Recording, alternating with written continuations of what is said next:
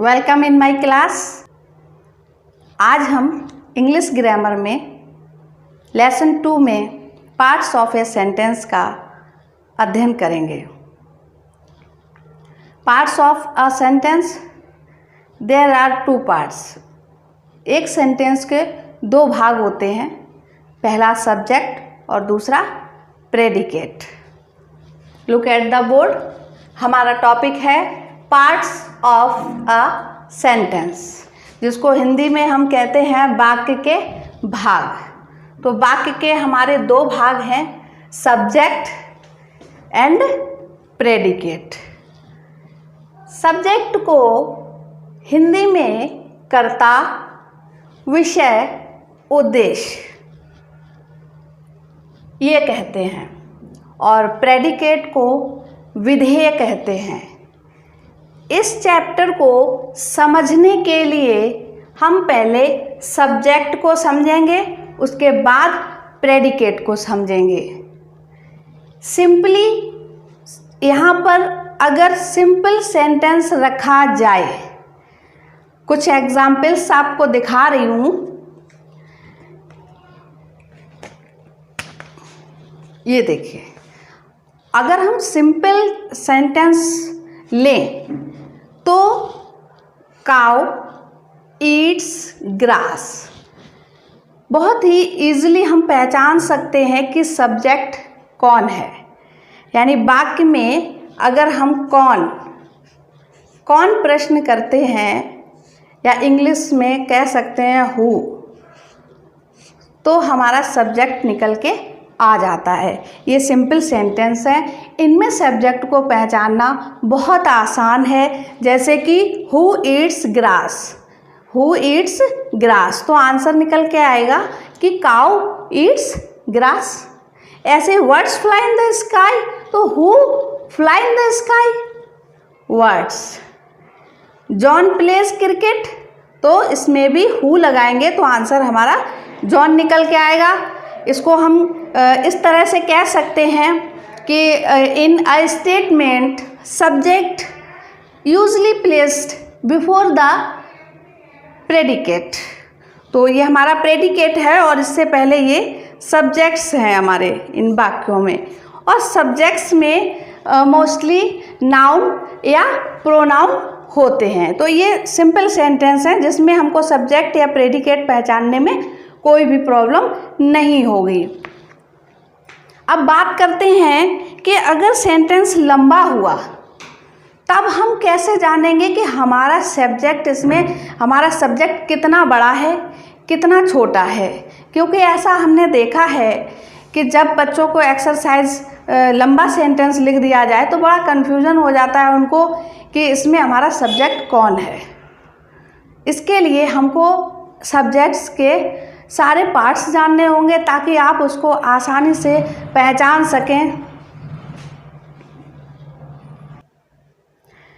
तो लंबे सेंटेंसेस में सब्जेक्ट या प्रेडिकेट को किस तरह से पहचाना जाए, किस तरह से आइडेंटिटी की जाए उनकी, इसके लिए हमने यहाँ पर एक चार्ट बनाया है और उस चार्ट को हम आपको समझाते हैं। अगर आप इस चार्ट को अच्छे से समझ जाएंगे तो कितना भी बड़ा सेंटेंस होगा आप उसमें बहुत ही ईजिली सब्जेक्ट और प्रेडिकेट को पहचान सकते हो।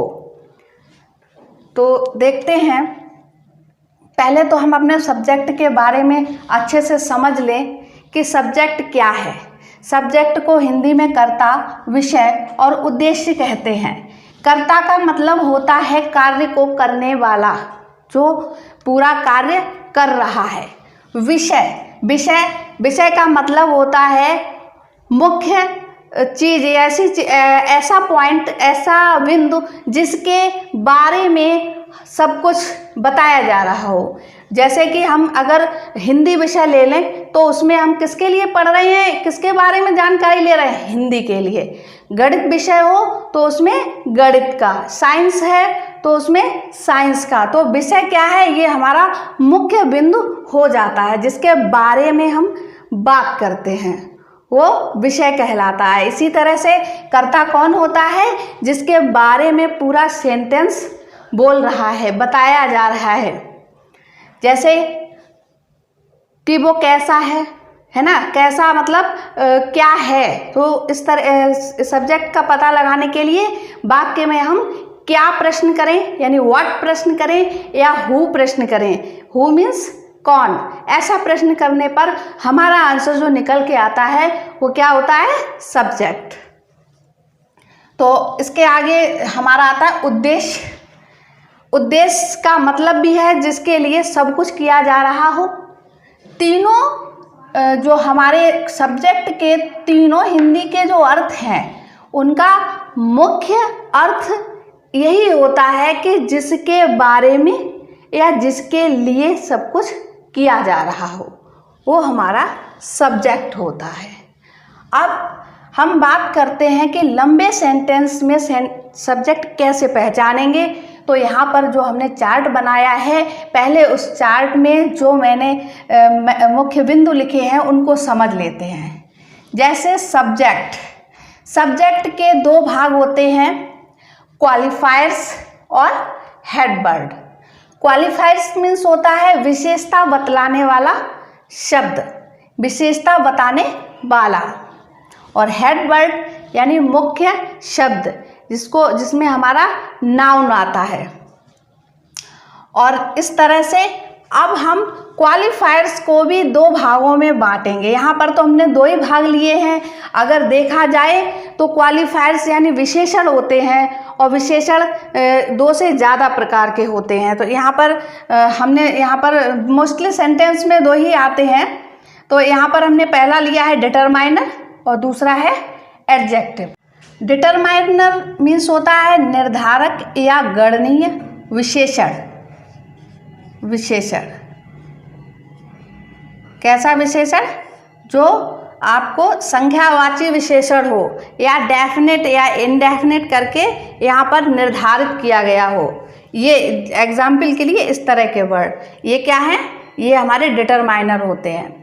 और एडजेक्टिव विशेषण, जैसे कि इसमें देखिए ये ब्लैक है, लेम है, प्रेटी है, टॉल है ना, ये क्या है, ये सब एडजेक्टिव हैं, विशेषण हैं। तो इसके बाद ये तो हमारा क्वालिफायर्स के दो पार्ट हो गए, है ना। अब आता है हमारा हेडवर्ड।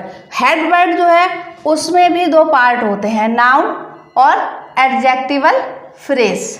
नाउन में हमारा नाउन की definition, noun is the name of a person, place, animals और थिंग।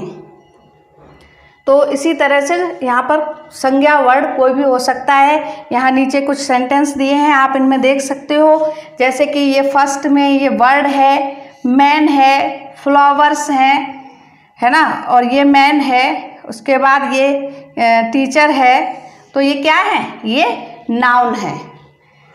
और एडजेक्टिवल फ्रेज जो होता है वो भी चर्चित विशेषण, इसका अर्थ होता है चर्चित विशेषण। मतलब एक ऐसा विशेषण जो ज़्यादा संज्ञा के बारे में, उसका मैनर या उसकी स्थिति का वर्णन करता हो। For example sitting in the tree, है ना, सिटिंग इन द ट्री। तो यहाँ पर ये सिचुएशन दिखा रहा है, नाउन की सिचुएशन दिखा रहा है, यही हमारा एडजेक्टिवल फ्रेज है। और ये देखिए विद ए स्टिक,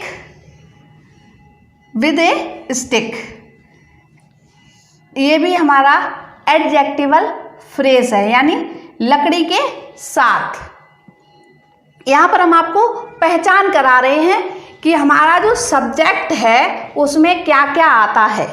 तो सब्जेक्ट में एक बार फिर से रिवीजन करते हैं। सब्जेक्ट में दो पार्ट होते हैं, क्वालिफायर्स, हेडवर्ड। क्वालिफायर्स में भी दो पार्ट होते हैं, डिटरमाइनर और एडजेक्टिव। और हेडवर्ड्स में भी दो पार्ट होते हैं, नाउन और एडजेक्टिवल फ्रेज।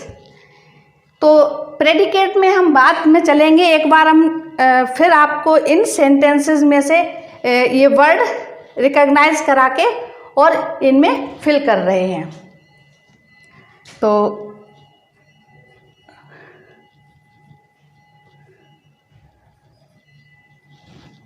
हम अपना फर्स्ट सेंटेंस देख रहे हैं।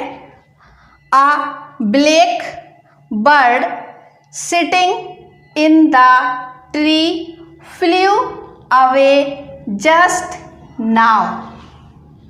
तो इस सेंटेंस में हमारा जो ए है वो क्या है? डिटरमाइनर। फर्स्ट सेंटेंस में ए।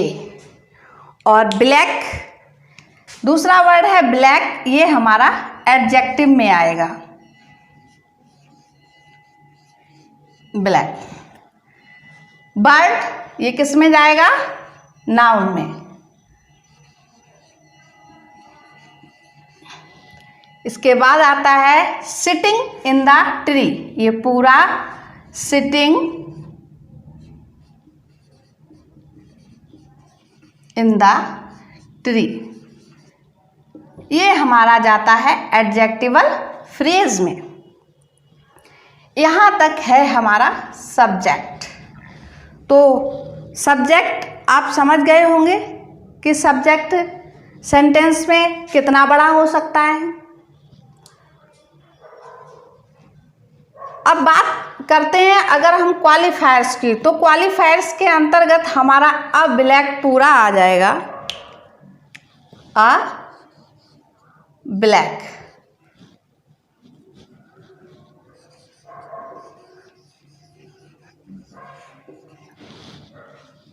उसके बाद हेड वर्ड में नाउन और एडजेक्टिवल फ्रेज ये पूरा चला जाएगा। तो ये यहाँ पर क्या आएगा? वर्ड सिटिंग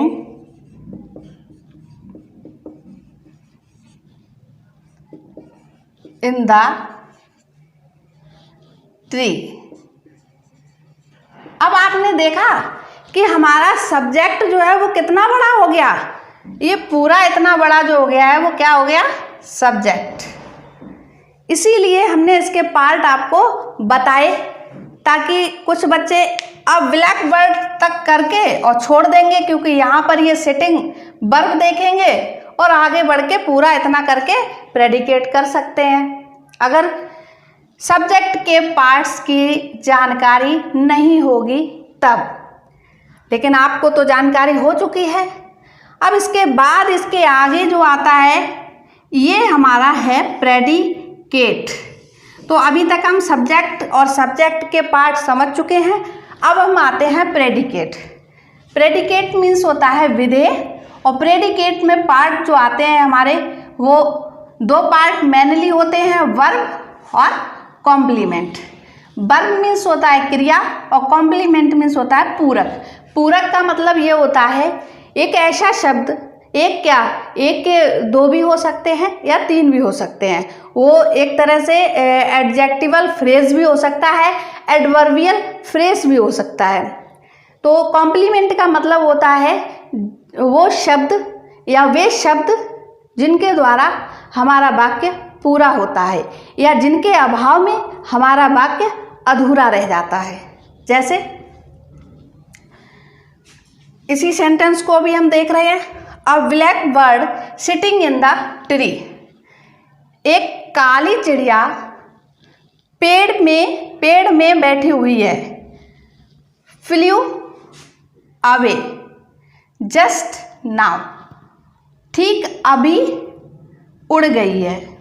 तो इसमें फ्लू अवे जो है वो फ्लू तो हो गई क्या, फ्लू हो गई हमारी verb,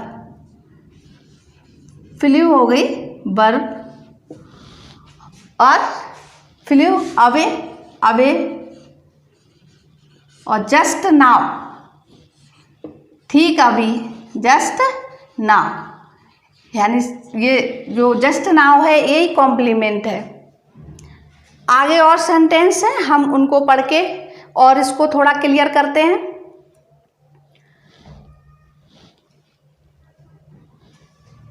the lame man with a stick. एक दुबला पतला व्यक्ति विद अ स्टिक, एक लकड़ी के साथ, स्लिप्ड ऑन द रोड। तो स्लिप्ड मीन्स फिसल गया। ये स्लिप्ड हमारा क्या हो जाएगा, वर्ब हो जाएगी। ऑन द रोड क्या होगा, कॉम्प्लीमेंट होगा। ऑन द रोड ये कॉम्प्लीमेंट हो जाएगा। तो इस तरह से आप वर्ब और कॉम्प्लीमेंट समझ गए। अब हम इसके आगे बढ़ते हैं। वर्ब भी हमारी दो प्रकार की होती हैं, एक वी वर्ब या हेल्पिंग वर्ब, दूसरा मेन वर्ब। और इसी तरह से कॉम्प्लीमेंट में भी हमारे दो पार्ट आ जाते हैं, ऑब्जेक्ट और कॉम्प्लीमेंट। कभी कभी ज़्यादा लंबा सेंटेंस हो तो ऑब्जेक्ट दो भी होते हैं। हमने यहाँ पर एक ही लिया है, लेकिन दो ऑब्जेक्ट भी होते हैं, एक ट्रांजिटिव ऑब्जेक्ट, डायरेक्ट ऑब्जेक्ट और एक इनडायरेक्ट ऑब्जेक्ट। यहाँ पर अभी हम इतना ही समझेंगे और इसको ज़्यादा आगे समझने के लिए पहले मैं इसके पीछे का ये सेंटेंस भी क्लियर कर दूं। द लेम, इसमें दा जो है आपका, दा वो क्या है, डिटरमाइनर है। इस सेंटेंस को पूरा करें। दा क्या है, डिटरमाइनर है। लेम क्या है, एडजेक्टिव है। और मैन क्या है, आपका नाउन है। और विद अ स्टिक ये क्या है,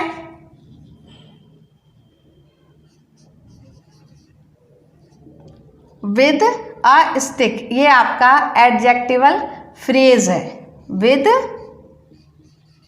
अ स्टिक ये एडजेक्टिवल फ्रेज है। स्लिप्ड, इसमें इस वाक्य में बी वर्ब नहीं है, ये पास्ट इंडेफिनिट टेंस में है और इसकी मेन वर्ब यही है, स्लिप्ड है, इसमें नहीं है। ये जरूरी थोड़ी नहीं है कि इसमें जितनी हमने कॉलम बनाए हैं हर सेंटेंस का कॉलम इसमें आ जाए। ये तो आपको पहचानने के लिए मैंने इसमें ऐसे सेंटेंस रखे हैं कि हर जो भी इसमें जो क्लासिफिकेशन हुआ है उसको आप इसके एग्जाम्पल से आप पहचान सकें। तो इस वाले सेंटेंस में बी वर्ब नहीं है।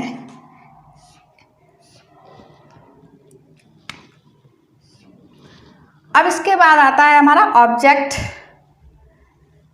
ऑब्जेक्ट भी नहीं है इसमें, इसमें केवल है ऑन द रोड। तो क्या है, complement. On the road complement.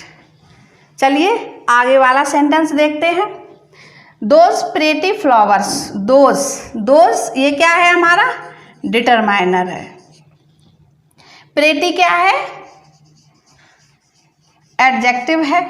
Flowers क्या है, नाउन है। और इन द वेस ये हमारा एडजेक्टिवल फ्रेज है। इन द वेस। आर, इसमें आ गया आर, यही हमारी वी वर्ब है। अब आपको पता चल गया V verb is, are, am, was, were, will, shall, has, have, ये सभी क्या होती हैं, वी वर्ब होती हैं।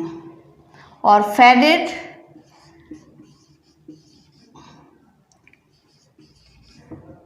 ये हमारा क्या है, मेन वर्ब है।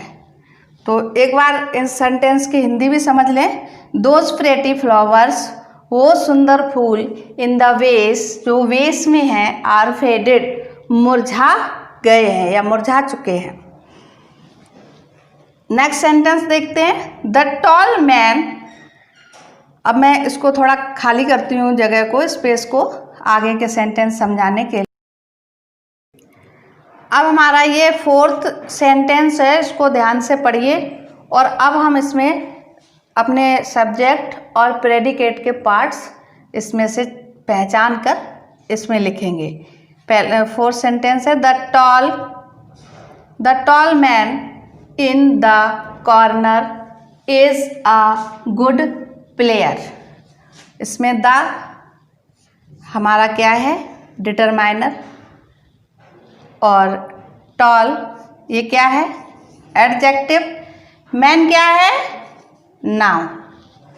इन द कॉर्नर ये क्या हो गया हमारा, adjectival phrase in the corner.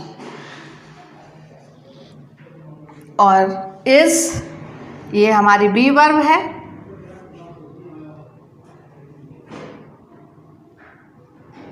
और इसके बाद मेन वर्ब इसमें नहीं है, ये पूरा हमारा कॉम्प्लीमेंट में जाएगा। A good player, a good player, a good player. अब लास्ट सेंटेंस है, यहाँ तक पहुँचते पहुँचते हमको अपना सब्जेक्ट और प्रेडिकेट पूरी तरह से समझ में आ जाएगा। The class teacher has appointed Alok as a monitor. The क्या है, डिटरमाइनर।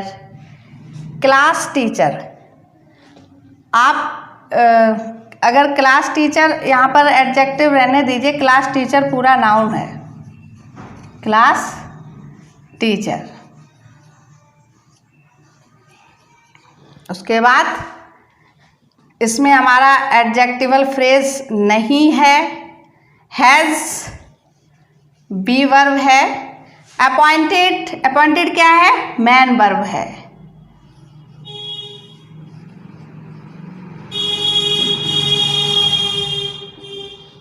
अपॉइंटेड, अपॉइंटेड, अपॉइंटेड क्या है, मैन वर्ब है। और ऑब्जेक्ट अभी तक हमारा खाली पड़ा था, तो ऑब्जेक्ट भी आ गया, क्या आ गया, आलोक। अब ये एज ए मॉनिटर, ये पूरा हमारा कॉम्प्लीमेंट है। एज अ मॉनिटर, ये जगह इस तरह से लिए ले रहे, as a monitor, as a monitor. तो ये होते हैं हमारे सब्जेक्ट और प्रेडिकेट के पार्ट। जब हम इनको अच्छे से पहचानना जानेंगे तो सब्जेक्ट और प्रेडिकेट को अच्छे से पहचान सकते हैं। कुछ और भी हमारे इसमें आइडेंटिफाई करने को आती हैं सब्जेक्ट्स में, तो वो देखते हैं। अब हमने यहाँ पर कुछ ऐसे सेंटेंस लिखे हैं जिनमें सब्जेक्ट को कैसे पहचानेंगे। देखिए, पहला सेंटेंस, वेट आउटसाइड, बाहर इंतज़ार करो। ये आदेशात्मक वाक्य है जिसको इम्पेरेटिव सेंटेंस कहते हैं। ये लिखा हुआ है, आदेशात्मक वाक्य है, इम्पेरेटिव सेंटेंस ये सामने लिखा हुआ है। तो इन इम्पेरेटिव सेंटेंस, और इसी तरह से दूसरा सेंटेंस लिखा है, take this medicine every 4 hour. तो इसमें क्या किया है, एडवाइस दी गई है। डॉक्टर ने पेशेंट को एडवाइस दी है कि हर 4 घंटे के बाद आपको क्या लेना है, मेडिसिन लेना है। तो ये दोनों ही वाक्य जो हैं वो इम्पेरेटिव सेंटेंस के अंतर्गत आते हैं।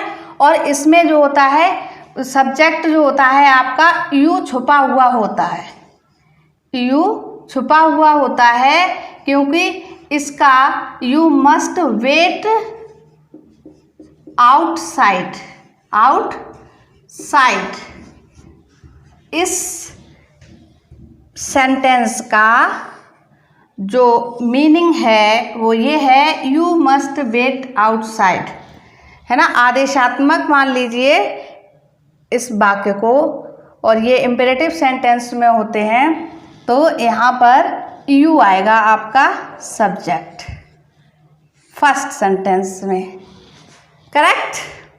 और सेकंड सेंटेंस में भी आपका यू ही रहेगा सब्जेक्ट। और बाकी का जो पूरा सेंटेंस है, वेट आउटसाइड, ये कहाँ जाएगा आपका, प्रेडिकेट में। Wait outside, must wait outside, sorry, must wait outside, ये पूरा प्रेडिकेट में जाएगा। ऐसे ही टेक दिस मेडिसिन, तो इसमें भी यू लिखा हुआ है।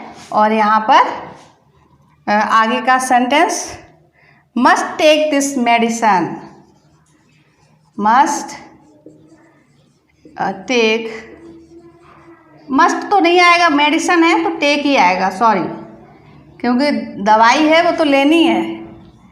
Take this medicine every 4 hour, every 4 hour. इसके बाद हमारा तीसरा जो सेंटेंस है इसको ध्यान से देखिए। Walking is a good exercise. तो वॉकिंग, वॉक वर्ब है, इसमें आईएनजी लगाकर इसको पहले रखा गया है, सबसे पहले रखा गया है सब्जेक्ट की जगह पर। तो ये जीरंड का रूल होता है कि वर्ब में आईएनजी लगाकर और इसको सब्जेक्ट के स्थान पर रखा गया है। तो इसकी हिंदी क्या है? टहलना अच्छी एक्सरसाइज है। Walking is a good exercise, टहलना अच्छी एक्सरसाइज है। तो ये इस तरह यहाँ पर संज्ञा का काम कर रहा है ये शब्द वॉकिंग। तो वॉकिंग यहाँ पर हमारा क्या हो गया? सब्जेक्ट। वर्ब को हमने क्या बना दिया यहाँ पर? संज्ञा बना दिया, नाउन बना दिया, और ये हमारा सब्जेक्ट है। इसी तरह से स्मोकिंग भी है। नेक्स्ट वर्ड हमारा स्मोकिंग है, इसमें भी जीरंड लगा हुआ है, वर्ब में आईएनजी लगी है, और ये भी स्मोकिंग भी क्या है? सब्जेक्ट है। इसके बाद अच्छा इसको कंप्लीट करते हैं। इज अ गुड एक्सरसाइज, ये हमारा क्या हो गया? Predicate. Walking is a, walking subject हो गया हमारा, और इज ए गुड एक्सरसाइज ये हो गया हमारा प्रेडिकेट। स्मोकिंग इज हार्मफुल, तो इज हार्मफुल, हार्मफुल। इसके बाद आता है next sentence fifth, to work is worship. यहाँ पर वर्ब के आगे हमने टू लगा दिया, जिसको हम इन्फिनिटिव बोलते हैं। क्या बोलते हैं? Infinitive verb. मतलब वर्ब है और इसमें टू आगे प्लस जुड़ जाएगा, तो ये सब्जेक्ट का काम कर रहा है। तो यहाँ पर ये क्या हो गया? टू, टू क्या बन गया हमारा? वो टू वर्क, टू वर्क ये सब्जेक्ट हो गया हमारा, टू वर्क, और इज वर्शिप। तो ये इज वर्शिप प्रेडिकेट और टू वर्क सब्जेक्ट। इसके बाद इसमें दो सेंटेंस और हैं जो हमारे इट और देयर से स्टार्ट होते हैं। इसमें जो इट है और देयर है, इसको सेंटेंस के बिल्कुल आरंभ में रखा गया है। इट को न्यूट्रल इट बोलते हैं, किसी भी सेंटेंस का स्टार्टिंग करते हैं अगर कोई डेफिनेट सब्जेक्ट नहीं होता है तो वो सेंटेंस हम इट से स्टार्ट करते हैं। और ऐसे ही इंट्रोडक्टरी देयर भी होता है, जब कोई सब्जेक्ट डेफिनेट नहीं होता है तो देयर से इंट्रोड्यूस कराते हैं। तो हमारा अगर किसी सेंटेंस में इट आ रहा है और इट के बाद वो आगे का सेंटेंस किसी बी वर्ब से स्टार्ट होता है या फिर मेन वर्ब से स्टार्ट होता है तो वो प्रेडिकेट में जाएगा। इट सब्जेक्ट हो गया हमारा, और वाज क्या हो गया? वाज विंटर, ये प्रेडिकेट हो गया। मैं ये सेंटेंस मिटा रही हूँ, पर जगह नहीं है आगे का सेंटेंस सॉल्व करने के लिए। तो हाँ, अब लास्ट सेंटेंस क्या बचा है हमारा? There is no difficulty. तो इसी तरह से ये हमारा ये सेंटेंस 6 था और ये 7th है। तो इसमें देयर क्या है? हमारा सब्जेक्ट है, और इज नो डिफ़िकल्टी ये क्या हो गया हमारा? प्रेडिकेट हो गया। तो इस तरह से मैंने एज पॉसिबल एज जितने भी तरह के सेंटेंस हो सकते थे इसमें सब्जेक्ट एंड प्रेडिकेट के कॉन्सेप्ट को क्लियर करने के लिए उतने मैंने इसमें आपको समझाने का प्रयास किया। आपको ये आज का ये सब्जेक्ट प्रेडिकेट का लेसन कैसा लगा है? अगर पसंद आया हो तो प्लीज़ हमारे चैनल को लाइक कीजिए, शेयर कीजिए और सब्सक्राइब कीजिए।